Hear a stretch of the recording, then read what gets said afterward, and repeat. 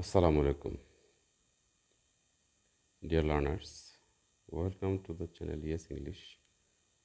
This is Bulbul Ahmed, your assistant in the journey of learning English. আসলে প্রথমে কিছু কথা বলে নিতে হচ্ছে আর কি। হয়তো অনেকেই অনেক কিছু মনে করবেন যে আসলে এটা কেমন সিস্টেম,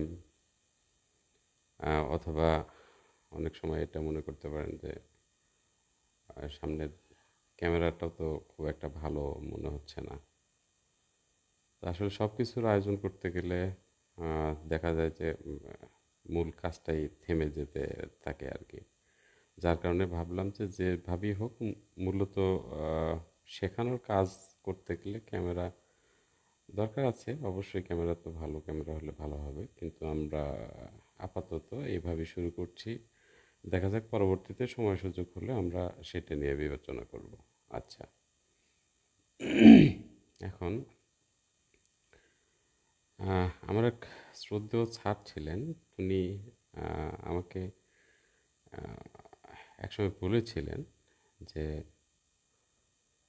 আসলে তিনি নিজেও সেটা মানে পালন করতেন আর কি, যে যেটুকু পড়াবে সেটুকু স্বচ্ছ সুন্দর, খুবই বোঝার মতো করে পড়াবে। সেটা বেশি হওয়া লাগবে এমন কোনো কথা নয়। তার মানে অল্প কিছু পড়াও, কিন্তু গুরুত্বের সাথে এমনভাবে পড়াও যেন সেটা সবাই বুঝতে পারে এবং সেটা থেকে উপকৃত হয়। তো এই ভাবনা থেকেই মূলত আমার প্রচেষ্টা সেটা হচ্ছে, আমি হয়তো বেশি কিছু করে একসাথে চাইলে অনেক কিছুই করানো সম্ভব। হয়তো একসাথে অনেক টপিকস হয়তো করাতে পারবো একটু সময় বেশি নিয়ে, কিন্তু সেইটা করাতে গেলে হয়তো অনেক কিছু বোঝাই যাবে না বা এরকম অসুবিধা হতে পারে। যার কারণে যতটুকু করাবো স্বচ্ছ সুন্দরভাবে করাবো এবং একেবারে বেসিক থেকে শুরু করছি আমি। মূলত এই আমি বিশ্বাস করি, কারো যদি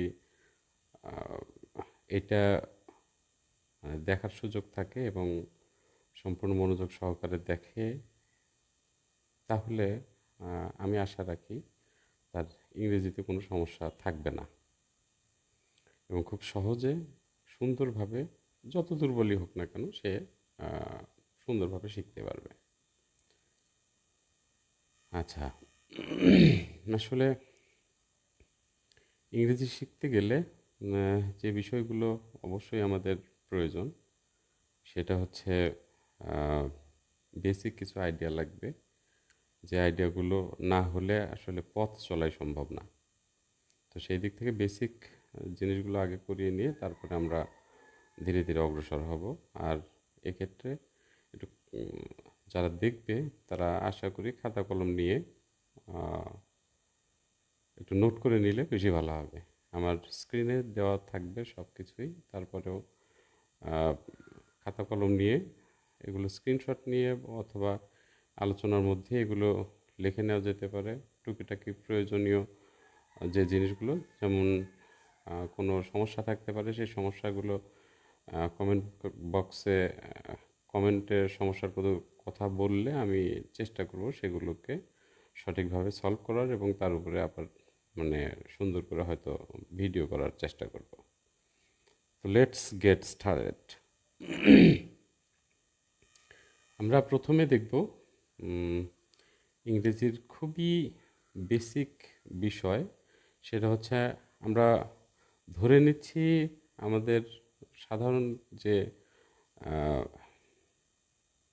লেটার বা অ্যালফাবেট, অর্থাৎ ইংরেজিতে যে 26টা অক্ষর রয়েছে, এটা সবার জানা আছে। এবং 26টার মধ্যে আমরা সবাই জানি 5টা ভাওয়েল, AEIOU, এবং বাকি 21টা হচ্ছে consonant.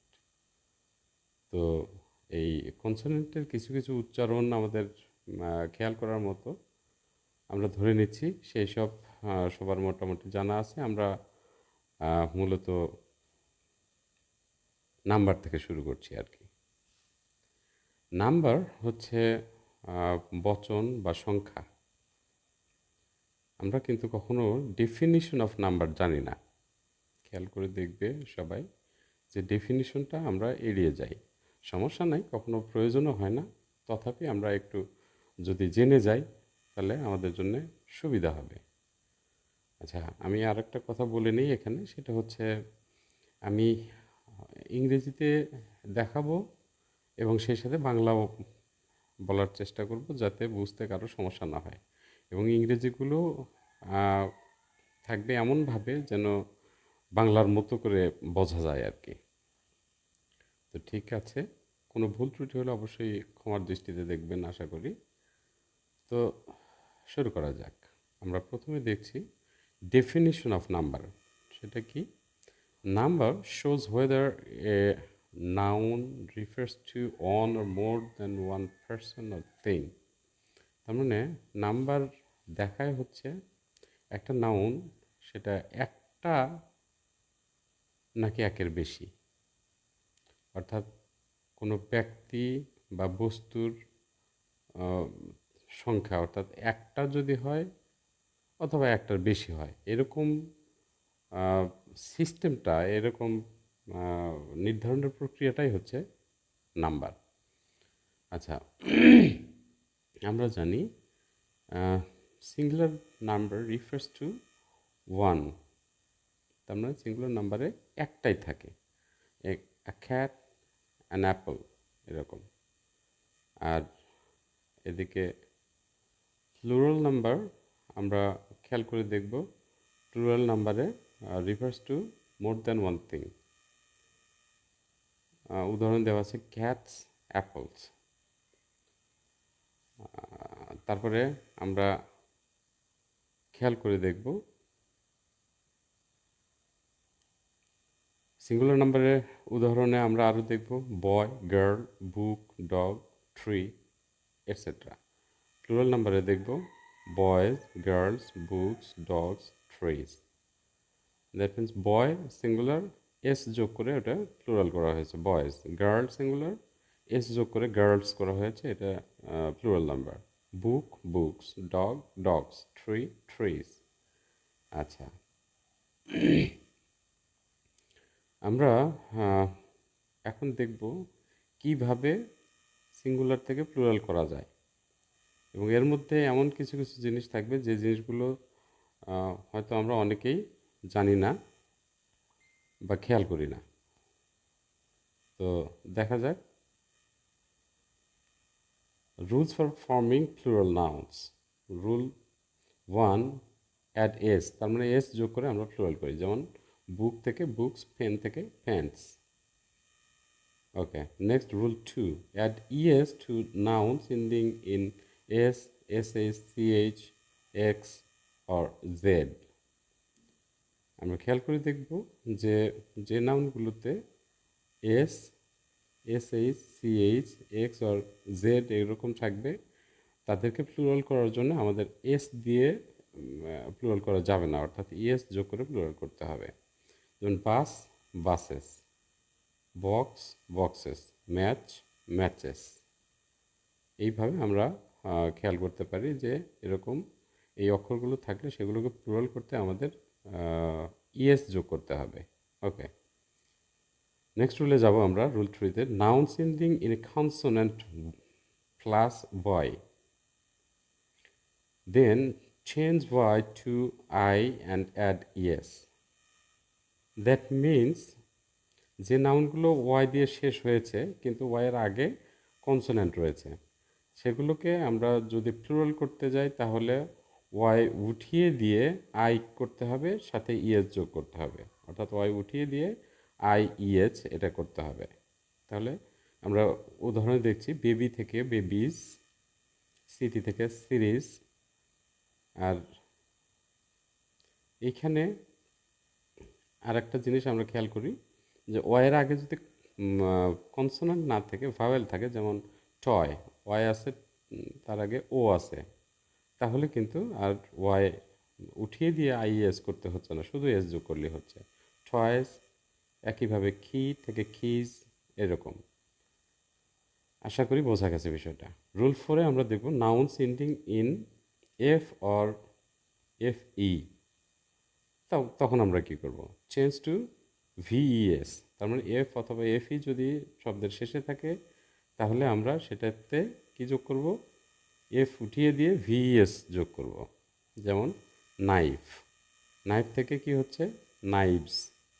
K N I F E ছিল সিঙ্গুলারে, আর প্লুরালে আমরা দেখলাম K N I VES. F তুলে দিয়ে, এফ ই তুলে দিয়ে আমরা ভিইএস করেছি। ওরকমভাবে লিভ থেকে লিভস, লাইফ থেকে লাইভস। আশা করি বোঝা গেছে বিষয়টা। আর কিছু এক্সেপশন তো অনেক সময় থেকেই যায়। এই যে এক্সেপশন আছে রুফ থেকে রুফস, বিলিভ থেকে বিলিভস, এটা ব্যতিক্রম, তবে জেনারেল নিয়ম হচ্ছে ওইটা। আচ্ছা, রুল 5-এ আমরা দেখব কি আছে। Irregular plurals. কিছু কিছু প্লুরাল করতে আমাদের এস বা ইয়েস বা ভিএস বা ওরকম কোনো কিছুই করতে হয় না। জাস্ট শব্দটার মধ্যে দু একটা ভাওয়েল চেঞ্জ করে দিলে হয়ে যায়, অথবা শব্দই চেঞ্জ হয়ে যায়, এরকম অনেক সময় হয়ে থাকে। আমরা দেখি ম্যান থেকে men, women, woman, women, child, children, tooth, teeth, mouse, mice, louse, lice, এরকম আরও অনেক শব্দ রয়েছে। আচ্ছা, রুল 6-এ আমরা দেখব same form in singular and plural. আমরা দেখছি same form in singular and plural, তার মানে সিঙ্গুলার এবং প্লুরালে একই ধরনের, অর্থাৎ একই শব্দ থাকবে, সিঙ্গুলারে ব্যবহার হবে, প্লুরালে ব্যবহার হবে। যেমন sheep, sheep, deer, deer, fish, fish, or fishes for different species. তার মানে হচ্ছে ফিশ শব্দটা সিঙ্গুলারে ব্যবহৃত হতে পারে, প্লুরালে ব্যবহৃত হতে পারে, আবার ফিশেসও হয়। এই দুটোর মধ্যে আবার একটু পার্থক্য রয়েছে। যদি ফিশ বলি আমরা, তাহলে ফিশে একই ধরনের অনেক মাছ বোঝাবে, আর ফিশেস যদি বলি তাহলে এক ভিন্ন ভিন্ন ধরনের অনেক মাছ বোঝাবে। আচ্ছা, রুল 7 আমরা দেখব অলওয়েজ প্লুরাল নাউন্স। এই নাউনগুলো সবসময় প্লুরাল হিসেবেই ব্যবহৃত হয় আর কি। সিজার্স, ট্রাউজার্স, স্পেকটেকলস, ক্লোথস, এই নাউনগুলো অল টাইম আমরা প্লুরাল হিসেবে ব্যবহার করি।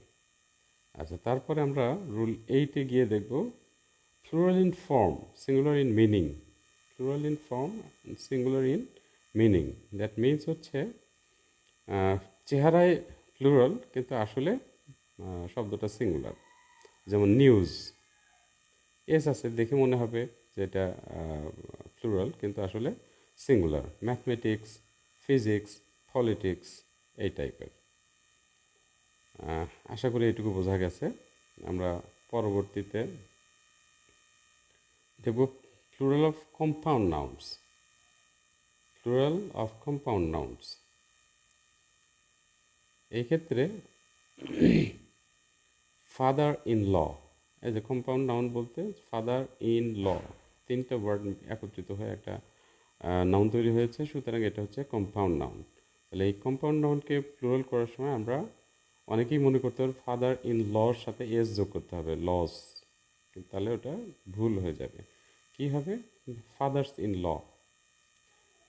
একইভাবে passer by, passers by, maid servant, maid servants, এখানে আবার সার্ভ্যান্টের সাথে এস যোগ করা হয়েছে। তারপরে আমরা যাব হচ্ছে সাম স্পেশাল ইরেগুলার প্লুরালস।